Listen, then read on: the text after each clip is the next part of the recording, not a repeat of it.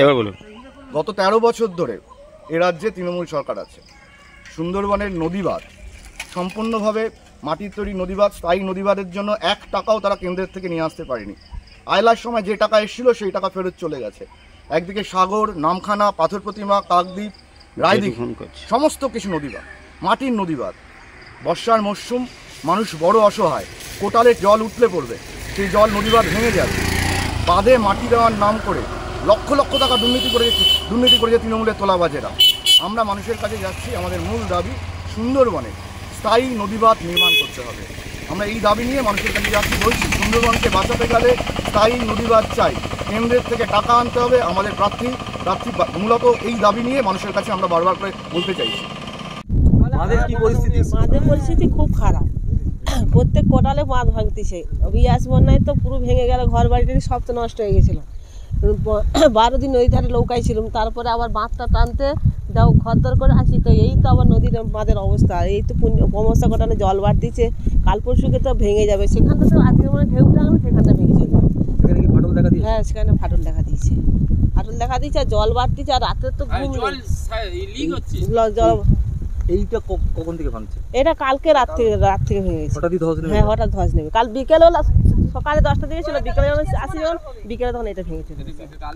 কাল থেকে 10টা বেশি পুরোটা আতঙ্ক। কতটা কি হ্যাঁ, সেই ইয়াসের মতো হয়ে আছি সবসময়। আমাদের নদী ধারে ছাড়া তো জায়গা জমি কিছুই নেই, তো ওই নৌকায় ভাসতে হবে সারা জীবন। আর কি করবো, বাঁধটা যদি না ভালো করে করে, জায়গা জমি সব নদীতে চলে আছে। না, ওই ইয়াস ধরার পরে হয়েছে আর কি, বন্যার পরে, ইয়াস বন্যার পরে হয়েছে। হ্যাঁ, সেই তো ভাঙে। আপনার নাম? আমার নাম অর্চনা ভান্ডারী।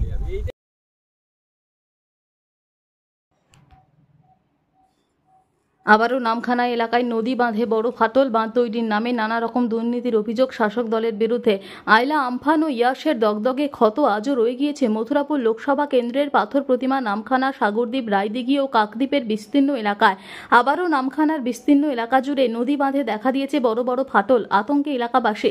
পূর্ণিমা, অমাবস্যার কোটাল সহ বর্ষার 3 মাস নদী এবং সমুদ্র বাঁধে ফাটল ও ভাঙনের জেরে অনেক সময় এলাকায় নোনা জল ঢুকে ক্ষতি হয় কাঁচা বাড়ি, চাষের জমি, সবজি বাগান, মাছ চাষের পুকুর। সুন্দরবনবাসীদের অভিযোগ, ভোট এলেই বাঁধ তৈরি নিয়ে হাজারো প্রতিশ্রুতি দেয় শাসক দলের নেতারা, আর ভোট ফুরলেই যে কেসেই। আর ভাঙন আটকাতে বাঁশ ও কাঠের রেলিং দিয়ে মাটির বাঁধ নির্মাণ করা হয়, তা খুবই নিম্নমানের। তাতে বিশেষ কিছু কাজ হয় না বলে অভিযোগ। মাটির বাঁধ নির্মাণে দুর্নীতির অভিযোগ তুলে গত কয়েক বছর ধরে স্থায়ী কংক্রিটের বাঁধ তৈরির দাবি জানিয়ে আসছেন উপকূলের বাসিন্দারা, কিন্তু তাদের দাবি কেউ কোনো রকম কর্ণপাত করে না। আর তাই নির্বাচনের মুখে বেহাল নদী ও সমুদ্র বাঁধের ভাঙন সমস্যার পাশাপাশি তৃণমূল নেতাদের দুর্নীতির অভিযোগ তুলে সরব হয়েছে বিরোধীরা। ভোটের প্রচারে এক ধাপ এগিয়ে বিজেপি স্থায়ী কংক্রিটের বাঁধ নির্মাণের প্রতিশ্রুতিও দিচ্ছে। বর্তমানে মথুরাপুর লোকসভা কেন্দ্রের ভোটার সংখ্যা 18-16-454।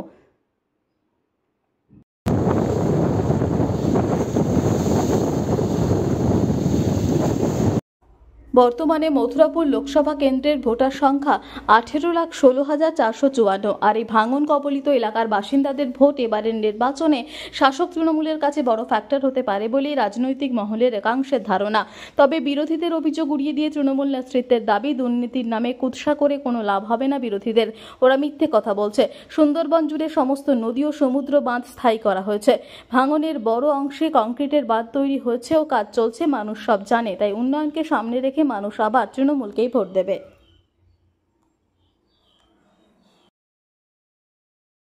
এটুকু দায়িত্ব নিয়ে বলতে পারি যে মাটির কাজ, নদীর ধারে বাঁধের কাজ না করে টাকা লুট করে নিচ্ছে। এখানে কন্ট্রাক্টররা আমাদের নেতাদের বিরুদ্ধে যেসব কথা বলছে, এগুলো সর্বৈব মিথ্যা এবং ভিত্তি। দেখুন, ব্যাপারটা হচ্ছে যে এখন তো নির্বাচন চলছে, তবুও জরুরি অবস্থায় নির্বাচন কমিশনের মতামত সাপেক্ষে সেচ দপ্তর ইতিমধ্যে যে সমস্ত জায়গা প্রি মরশুমের বিভিন্ন জায়গাতে বিডিও সাহেবরা মিটিং করেছেন সমস্ত লাইন ডিপার্টমেন্টদের নিয়ে, এবং যেখানে যেখানে সমস্যা দেখা দিচ্ছে, মানে নদীর যে এই যে প্রাকৃতিক বিপর্যয়ের প্রেক্ষাপটে নদী ভাঙনের, আর এই মুহূর্তে তেমন কিছু খবর নেই, তবে সামগ্রিকভাবে নদীর বাঁধগুলো দুর্বল হয়ে আছে। বেশ কিছু জায়গাতে কাজ ইতিমধ্যে টেন্ডার হয়ে সেচ দপ্তর কাজ শুরু করে দিয়েছে। সামগ্রিকভাবে সুন্দরবনের যে সমস্ত জায়গাগুলো ভাঙন প্রবণ এলাকা, হ্যাঁ, কাজ শুরু করে দিয়েছে। যেমন আমাদের ঘোড়ামারা একটা অংশ, আমাদের সাউঘেরি, ওদিকে বঙ্কিমনগর, সুমতিনগর, ওদিকে বালিয়ারিয়া, নারায়ণগঞ্জ, এমনি করে হিঙ্গলগঞ্জ, আমাদের পাথর প্রতিমা, দুর্বাচাটি, সব জায়গাগুলোতে প্রাথমিক থেকে কাজ শুরু হয়ে গেছে দাদা, অনেক আগের থেকে।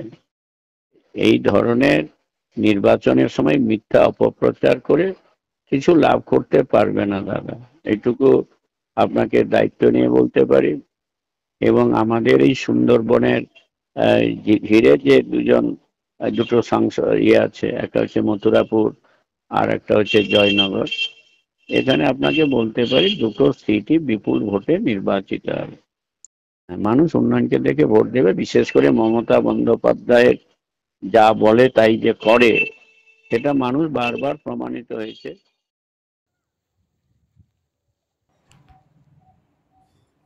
আবারও নামখানা এলাকায় নদী বাঁধে বড় ফাটল, বাঁধ তৈরির নামে নানা রকম দুর্নীতির অভিযোগ শাসক দলের বিরুদ্ধে। আইলা, আমফান ও ইয়াসের দগদগে ক্ষত আজও রয়ে গিয়েছে মথুরাপুর লোকসভা কেন্দ্রের পাথর প্রতিমা, নামখানা, সাগরদ্বীপ, রায়দিঘি ও কাকদ্বীপের বিস্তীর্ণ এলাকায়। আবারও নামখানার বিস্তীর্ণ এলাকা জুড়ে নদী বাঁধে দেখা দিয়েছে বড় বড় ফাটল। আতঙ্কে এলাকাবাসী। পূর্ণিমা, অমাবস্যার কোটাল সহ বর্ষার 3 মাস নদী এবং সমুদ্র বাঁধে ফাটল ও ভাঙনের জেরে অনেক সময় এলাকায় নোনা জল ঢুকে ক্ষতি হয় কাঁচা বাড়ি, চাষের জমি, সবজি বাগান, মাছ চাষের পুকুর। সুন্দরবনবাসীদের অভিযোগ, ভোট এলেই বাঁধ তৈরি নিয়ে হাজারো প্রতিশ্রুতি দেয় শাসক দলের নেতারা, আর ভোট ফুরলেই যে কেসেই। আর ভাঙন আটকাতে বাঁশ ও কাঠের রেলিং দিয়ে মাটির বাঁধ নির্মাণ করা হয়, তা খুবই নিম্নমানের। তাতে বিশেষ কিছু কাজ হয় না বলেও অভিযোগ। মাটির বাঁধ নির্মাণে দুর্নীতির অভিযোগ তুলে গত কয়েক বছর ধরে স্থায়ী কংক্রিটের বাঁধ তৈরির দাবি জানিয়ে আসছেন উপকূলের বাসিন্দারা, কিন্তু তাদের দাবি কেউ কোনো রকম কর্ণপাত করে না। আর তাই নির্বাচনের মুখে বেহাল নদী ও সমুদ্র বাঁধের ভাঙন সমস্যার পাশাপাশি তৃণমূল নেতাদের দুর্নীতির অভিযোগ তুলে সরব হয়েছে বিরোধীরা। ভোটের প্রচারে এক ধাপ এগিয়ে বিজেপি স্থায়ী কংক্রিটের বাঁধ নির্মাণের প্রতিশ্রুতিও দিচ্ছে। বর্তমানে মথুরাপুর লোকসভা কেন্দ্রের ভোটার সংখ্যা 18-16-454।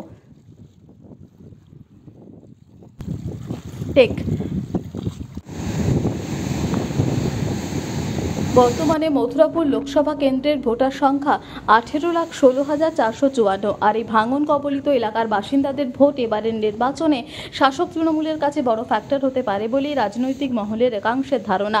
তবে বিরোধীদের অভিযোগ উড়িয়ে দিয়ে তৃণমূল নেতৃত্বের দাবি, দুর্নীতির নামে কুৎসা করে কোনো লাভ হবে না বিরোধীদের, ওরা মিথ্যে কথা বলছে। সুন্দরবন জুড়ে সমস্ত নদী ও সমুদ্র বাঁধ স্থায়ী করা হয়েছে, ভাঙনের বড় অংশে কংক্রিটের বাঁধ তৈরি হয়েছে ও কাজ চলছে, মানুষ সব জানে। তাই উন্নয়নকে সামনে রেখে মানুষ আবার তৃণমূলকেই ভোট দেবে।